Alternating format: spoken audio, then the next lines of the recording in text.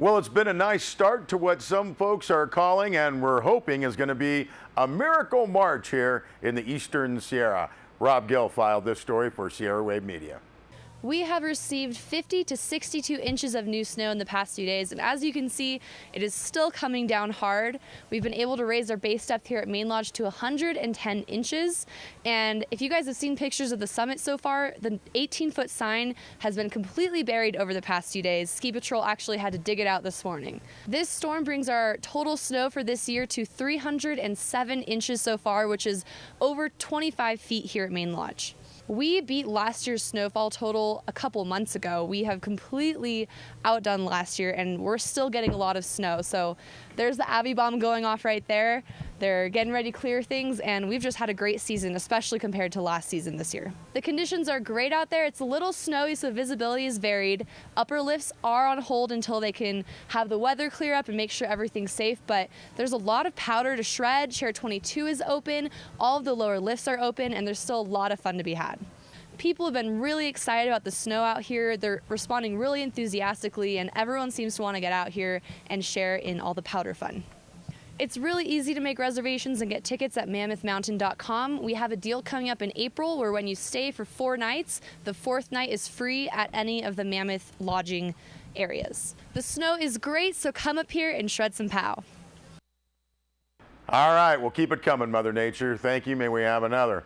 Well, the following is a press release received by Sierra Wave Media. Quote, when members of the AFSCME RN bargaining unit at Northern Inyo Healthcare District heard that LVN students were being hit with an unexpected financial charge in order to begin their clinical training at Bishop Care Center and Northern Inyo Hospital, they spontaneously started a collection to help out. Now, in order to begin the clinical portion of their training, the 12 Saracoso College licensed vocational nurse students are required to have a drug screen, the cost of which presented a hardship for some of the students. LVN instructor and Northern Inyo Hospital union bargaining team member Veltz explained some of the students are parents trying to work and go to school at the same time, and money is tight, end quote. Now, the students pay about $600 for textbooks, plus the expense of tuition, uniforms, vaccinations, physicals, and other supplies. Now, Vicki LeBrack, a registered operating room nurse who graduated from the LVN program, recalls the hardship she endured during her own training. She said, quote, I moved to Bishop and live in an old 14-foot trailer behind J.C. Penney's. I lived on powdered milk and grilled cheese sandwiches for most of my program. I worked nights as a caregiver for $20 a night, 5 nights a week. An unexpected expense like this would have been devastating, end quote. Now, the registered nurses were enthusiastic about helping the students because, as Chris Hanley said, quote, we need to support the nurses coming along behind us. Many of the LVN students will work as LVNs to help pay for their educations to become RN. Now, this is a commitment and sacrifice on their part to better their future, and in the long run, it will better our community's future to have good nurses, end quote. Now, the Northern Inyo Healthcare District did issue a statement in response to that press release and said Kevin S. Flanagan, MD, MBA, the Chief Executive Officer of the Northern Inyo Healthcare District, quote, Northern Inyo Healthcare District is very proud of its staff.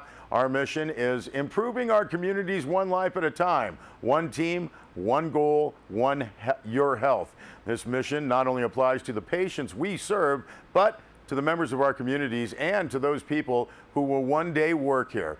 We are very pleased and proud of those staff who are willing to not only take the time to teach tomorrow's nurses, but are willing to invest personally in their future. I cannot think of a better team I would want to work with than the staff here at Northern Inyo Healthcare District who are willing to commit to tomorrow's caregivers, end quote. And again, that was Kevin Flanagan of Northern Inyo Hospital. Well, we always want to pass along tips concerning fire safety, and last week the Mammoth Lakes Fire Protection District issued the following press release noting that recently in our area a fire occurred in a residential dwelling. The home could have been occupied by the entire family if the fire occurred during the nighttime hours. Now, as it was, no one was home at the time. If the home had been occupied, does your family know how to respond, where all the exits are located, more than just the front door? And do you have a meeting place where everyone knows to gather? And have you practiced all of that? Well, the fire that occurred in another part of the state demonstrates what could have happened if everyone is not prepared to make it out of their home safely. Now, thinking that her family had made it out of their burning home, a mother realized that when she arrived at the family's designated meeting location, her daughter was nowhere to be found. Now, thinking that the daughter was still in the home, the mother went back into the burning house.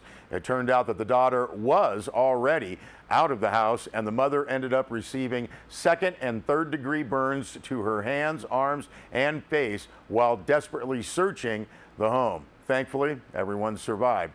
Now, in the after incident interview, the daughter recalled hearing about a meeting place, but as it was never practiced, she did not go directly to the designated location. The press release notes that sadly, this is something that most people are still unaware of. Now, the mother is being called a hero after she went back into the burning home to save her daughter. The family lost virtually all of their belongings, but they still have each other. Now, the community and neighbors have come to their aid, and they say that they have the determination and will to put this behind them.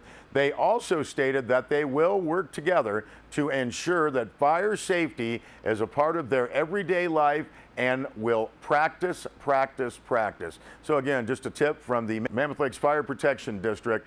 Know what to do if there is a fire in your home, and you can contact your local fire agency for any fire safety tips.